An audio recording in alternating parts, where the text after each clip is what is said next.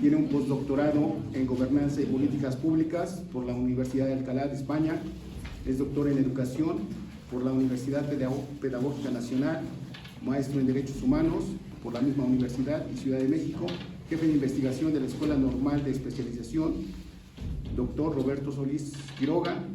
Es candidato al SNIP, miembro del Seminario Permanente de Investigación sobre la Nueva Epistemología de la Universidad Pedagógica Nacional, AJUSCO, y la Red de Investigaciones Educativas, Postcolonial y Humanista.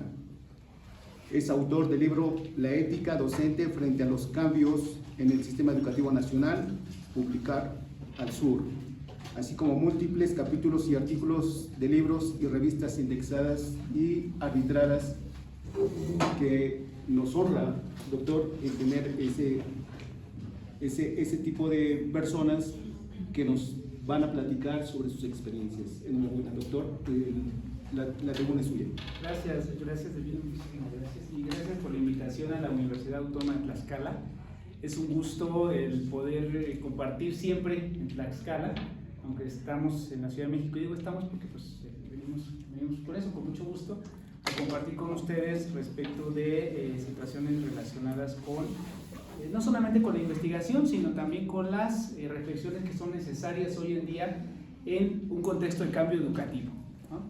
Todos y todas sabemos que estamos, ¿no?, desarrollando un cambio educativo que se llama Cuarta Transformación Nacional. Ese cambio educativo tiene ciertos carices y ciertas perspectivas, tanto políticas como perspectivas que se desarrollan también, digamos, en la academia, en las universidades, en las normales, en las escuelas primarias, en todos los lugares donde se está produciendo la educación. Y no necesariamente el discurso político, ¿no?, es lo que le conviene al país, pero tampoco el discurso político se incorpora en el hacer cotidiano de los docentes, ¿no? A veces hay una distancia enorme entre lo que se dice y lo que se hace, pero también hay distancias entre lo que se plantea a nivel académico, ¿no?, lo que se plantea a nivel teórico, filosófico de la educación, y lo que se termina operando en los estados, en la federación, en las escuelas, ¿no? Todos y todas conocemos de maestros, de maestras, de autoridades que han tenido una buena actuación u otras que han tenido una mala actuación, ¿no? Y entonces decimos, ¿por qué esta distancia? ¿Por qué esta diferencia? Y bueno, el tema que quiero compartir hoy es el asunto de la ética, ¿no? Desde hace años he trabajado la ética docente. La ética docente me interesa porque pues, la ética no es otra cosa más que la fuerza, ¿no?, la fuerza moral, podríamos llamarla así, que guía las acciones de las personas, las acciones cotidianas. Entre esas acciones tenemos nosotros, pues obviamente, la acción docente. Es decir, que las realizaciones o lo que los maestros realizamos, es más, lo que estamos haciendo el día de hoy, tiene atrás toda una carga ética, que no solamente moral, porque la moral es lo establecido en una sociedad, ¿no? La sociedad, lo que es bueno y lo que es malo. Y ahí cuando hablamos de moral, pues nos metemos ya en problemas, ¿sí? Porque hay una moral del norte colonizadora y tenemos diferentes morales también que se construyen hoy en día que podríamos llamar emergentes, o del sur o de los sures. Independientemente de cuál moral se pondere, que deseablemente nosotros, ¿no?, tendríamos que estar ponderando una postura no colonial, decolonial, descolonial o transcolonial, como ahora lo estamos trabajando con Mauricio Beuchot, que es uno de mis maestros. Independientemente de eso, la ética implica siempre la reflexión sobre esa moral que nos lleva a una acción. Es decir, hay situaciones establecidas, pero nosotros decidimos, a veces no ni tan reflexivamente, ¿verdad?, pero decidimos lo que hacemos de acuerdo a nuestras conveniencias, de acuerdo a nuestros intereses. Y allí es donde se producen las distancias, las imposibilidades de los cambios del sistema, es donde se producen las resistencias. Es un momento de ajustes y de desajustes, ¿no?, de lucha, de combate. Entonces, la ética docente es importante porque en la medida que tiene una orientación no solamente moral, sino que los maestros de forma deliberada podemos actuar, entonces logramos transformaciones, entonces logramos cambios. Y allí no es necesario ser administrador de ninguna oficina de gobierno, sino que desde el aula se pueden realizar cambios que impacten positivamente a esta sociedad. Y más hoy, con todo lo que estamos viviendo, estoy más convencido que es desde el aula donde se pueden generar cambios importantes, cambios de largo alcance y cambios que impacten positivamente en la mejora de estas condiciones que he dicho, ¿no? Entonces, por eso hoy hablaremos de la ética docente en la construcción de la convivencia pacífica en la escuela. Pero igual podríamos hablar de la ética docente en otros aspectos. Este tema lo he trabajado desde la maestría. Decía mi buen amigo Guillermo, hay una trayectoria, ¿no? Hay una trayectoria formativa. Nosotros tenemos un interés siempre, ¿no? Nos formamos por algo. Hay un interés, a veces porque no hay de otra, pero no debería de ser. Pero regularmente hay un interés formativo que nos lleva a lo que somos el día de hoy, ¿no? A mí me ha interesado toda la vida la ética, ¿no? O al menos desde que tengo uso de razón, y sobre la ética trabajo. Y llevo ahí trabajando ya unos años, ¿no? Desde el año 2009-2008 estoy trabajando la ética y sigue la línea de la ética. Hoy en día, junto con otro buen amigo que nos acompaña, el doctor Eusebio, trabajamos nosotros la ética en el uso de la inteligencia artificial y otras aplicaciones de la tecnología, etcétera. Pero hoy hablaremos de la convivencia pacífica porque es un tema relevante. Y además está relacionado con el tema central, el tema nodal, de la invitación que nos hicieron, además de agradecimiento al doctor José Luis Cisneros, de la invitación que nos hicieron para poder estar aquí, ¿no? Entonces, pensando en la educación para la paz, tendríamos que preguntarnos varias cosas. Por ejemplo, uno, ¿quién dice que tendríamos que educar para la paz y qué es la paz, ¿no? ¿Desde qué punto de vista la paz en un mundo que vive en constante violencia? No solamente la violencia ya tradicional en la historia, sino la violencia que se ejerce también contra las comunidades, inclusive alguna que es ideológica y otra que es cultural. Entonces ya es un problema. Pero, ¿no?, la UNESCO y las instancias internacionales dicen que la educación para la paz tiene que ver con un proceso formativo, de formación. Hoy no tenemos fecha, pero lo voy poniendo acá. Un proceso formativo que nos lleve a vivir sin violencia. Con todo lo que hemos escuchado, que nos lleve a vivir sin violencia y que tengamos entonces nosotros la posibilidad de desarrollar en nuestras comunidades formativas cooperación, justicia social, igualdad, solidaridad, autonomía. ¿Cuán deseable es esto? Sobre todo hoy, ante tantas problemáticas que vivimos. ¿Han ustedes escuchado en la Ciudad de México y en otros lugares, pero principalmente nosotros que vivimos en la Ciudad de México, cuántos problemas se han desarrollado, por ejemplo, en la Universidad Nacional Autónoma de México o en sus diferentes planteles? Pero no solamente allí, sino también aquí en Tlaxcala nos hemos enterado de situaciones difíciles en términos de la convivencia escolar, en las primarias, en las secundarias, y si le preguntamos a los maestros nos dirán, es que es muy difícil trabajar hoy en día. ¿Por qué? Porque hay muchos problemas de convivencia, ¿no?, que le llaman bullying, acoso escolar, en fin. Y la gran pregunta que le hacemos a la UNESCO y le hacemos a todas estas instancias es, bueno, la violencia no es un fenómeno que se produce solo.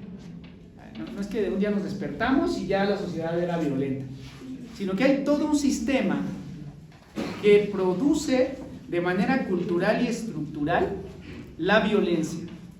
Dice Galtung, la violencia solamente es la punta del iceberg, la punta del iceberg, estamos hablando de la violencia directa, pero todo esto se sustenta en estructuras, condiciones estructurales de sistema que lo permiten, y también en cultura o en significados, en roles, en ideologías que permiten que haya violencia contra ciertos grupos, algunos mayoritarios, otros minoritarios, o contra poblaciones enteras, o violencia o violencias en diferentes manifestaciones. Entonces ya tenemos un problema, porque es difícil entonces, ¿no?, construir la paz cuando el sistema está creado para la violencia y cuando es un sistema violento, que genera pobreza, exclusión, explotación, desigualdad, discriminación, etc.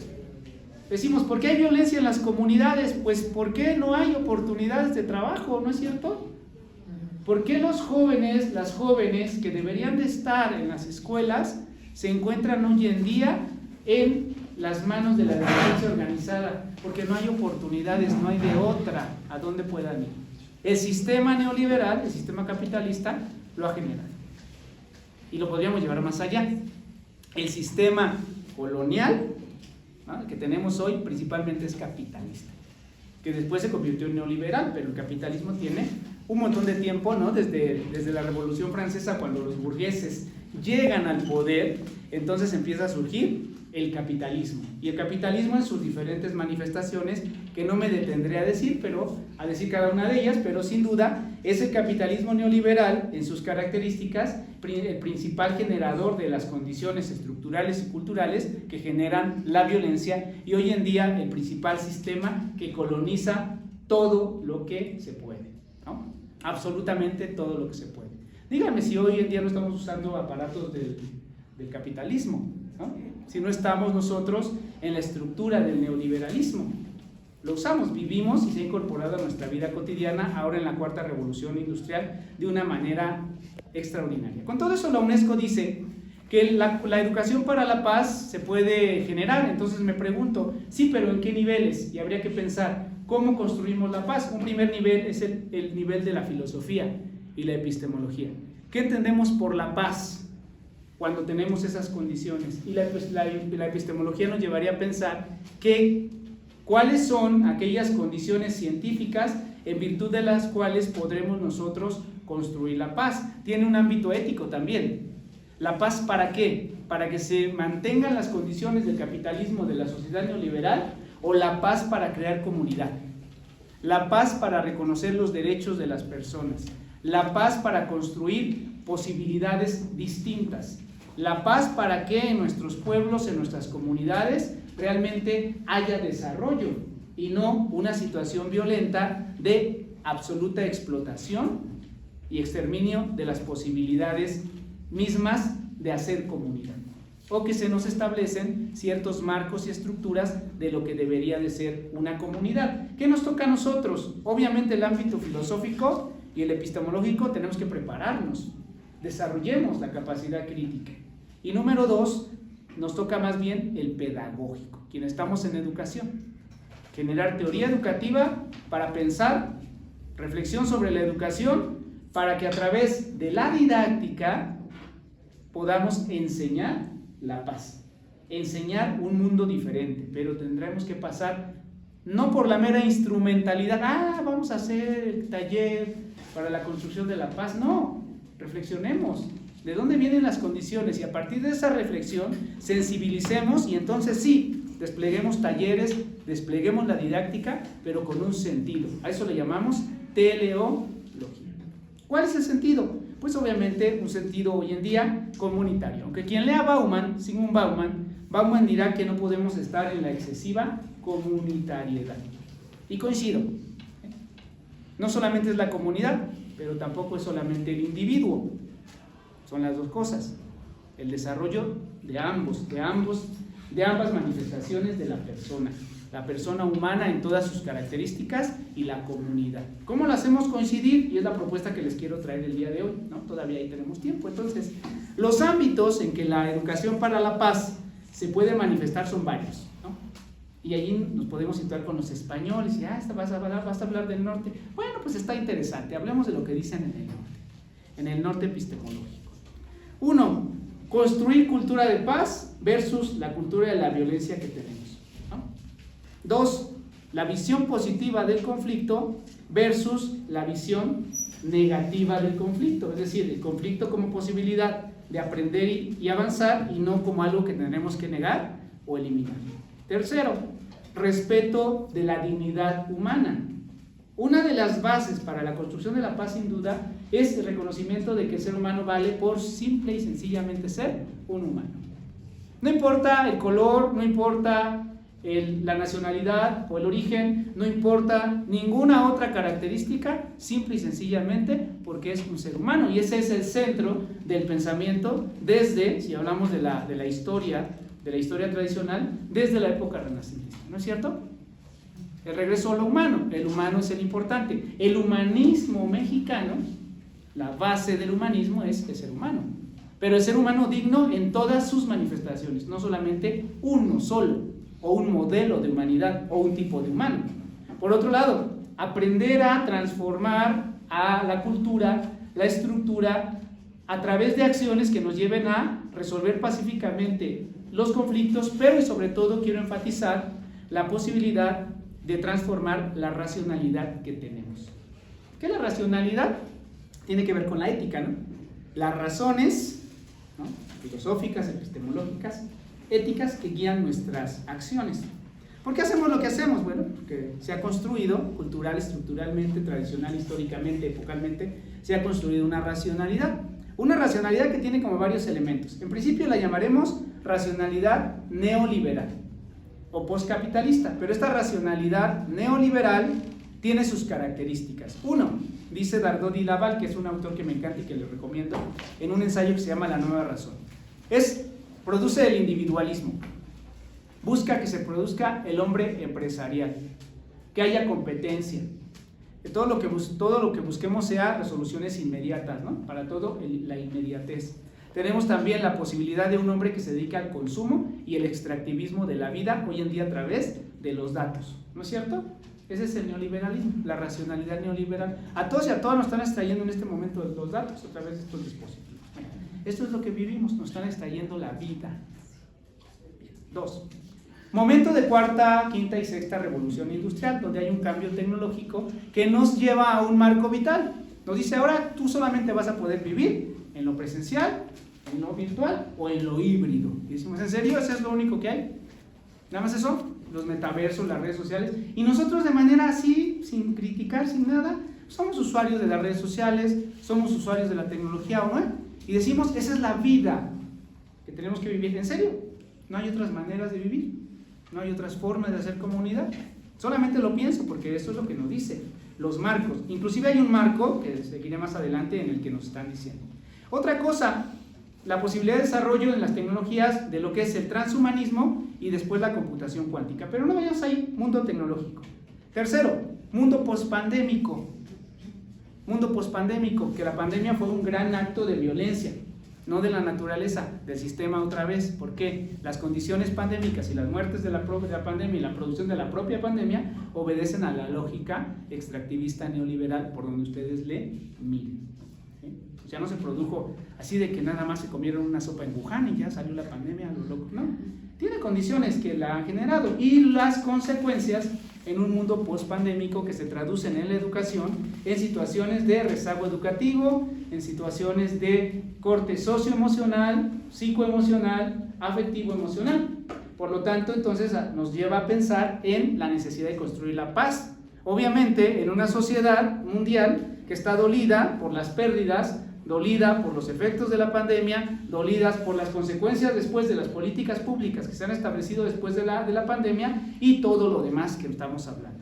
Un entorno de múltiples problemáticas, sobre todo de situaciones de violencia, de pobreza, de desigualdad, que ya decíamos, de violación de los derechos humanos, de no reconocimiento de los derechos de las diversidades, etcétera, que nos llevan a pensar entonces en por qué fracasó la Agenda 2030 o la Agenda ODS. Pues obviamente, ¿cómo no iba a fracasar? Con todas esas condiciones. Entonces yo, bueno, entonces la vamos a reorganizar y ahora hacemos la cumbre del futuro y la hacemos 2050, pero seguimos en las mismas, ¿no? Y es lo mismo, la lógica neoliberal. Y yo me pregunto ahora en las normales, espero que no estén oyendo, doctor Eusebio, por ahí en la Ciudad de México, pero se está haciendo un foro regional en la Ciudad de México y el tema central del foro regional es la nueva escuela mexicana. Y fíjense, no sé si me cacharán la idea y espero que las calas sí la cachen.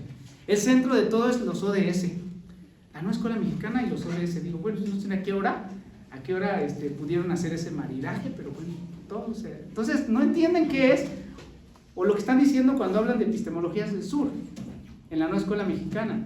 Y al tratar de maridarlo con los ODS, pues simplemente como que hay algo que no checa. Pero los ODS son la política pública internacional que trata de resolver todo esto. Y en México, un momento de cuarta transformación nacional.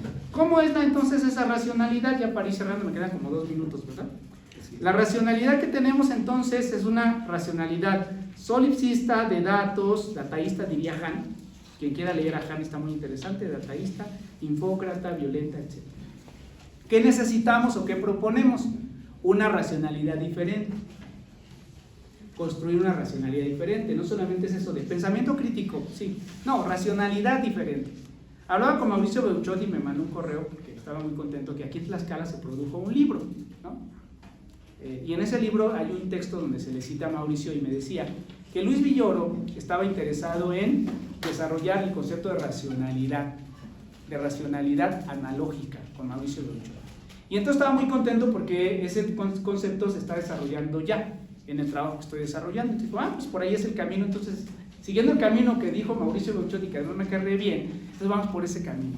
Cambiemos hacia una racionalidad analógica, aquella que piense en las proporciones de época, en lo que estamos diciendo, en las condiciones en que vivimos, y a partir de ese pensamiento, esa reflexión, entonces diga, podemos hacer eso, referir cómo es la realidad, hermeneutizar la realidad de manera más adecuada, más acorde con lo que estamos viviendo, y entonces decir, ¿cómo o qué le podemos transformar?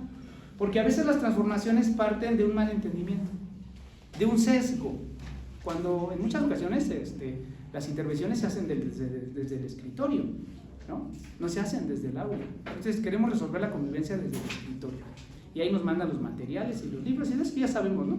Todo lo que nos mandan. No, tenemos que pensar en procesos de intervención donde se reflexione sobre las condiciones que producen el fenómeno educativo en sus proporciones, y a partir de esa reflexión, entonces ahora sí, utilizar la potencia de la didáctica, de la pedagogía, de todo lo que sabemos y lo que podamos crear para transformar esas condiciones con una orientación.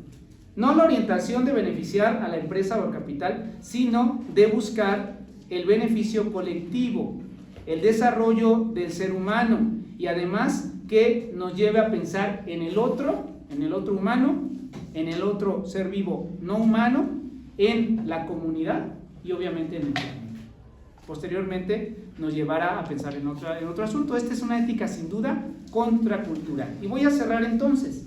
Esta racionalidad que se propone, y que no nada más la propongo de discurso, ustedes podrán buscar en el ResearchGate o en cualquier otro lugar, mi nombre es Alfonso Luna Martínez, y encontrarán ustedes estos trabajos que estamos haciendo sobre racionalidad o ética desde la racionalidad analógica. Entonces, es analógica porque busca entender la realidad, intervenirla, transformarla desde la proporción. Obviamente es poscolonial.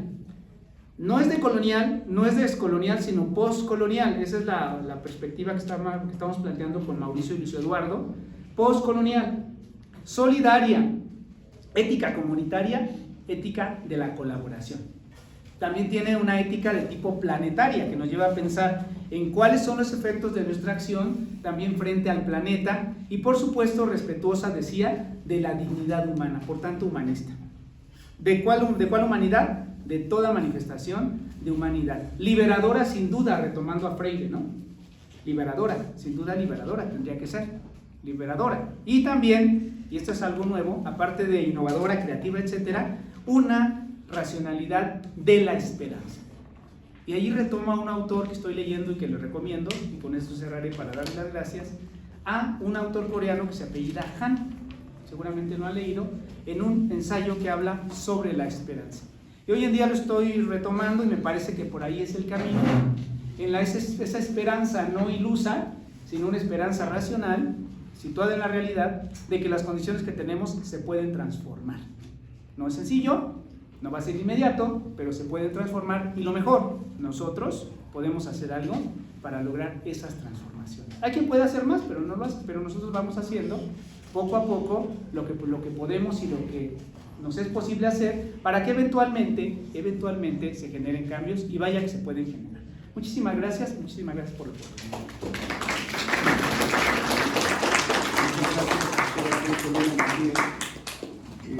Considero que el enfoque analógico debe ser el punto de inflexión a raíz del problema de la gobernanza mundial que tenemos que platicar en la inteligencia artificial. Muchas gracias. Gracias. Bien,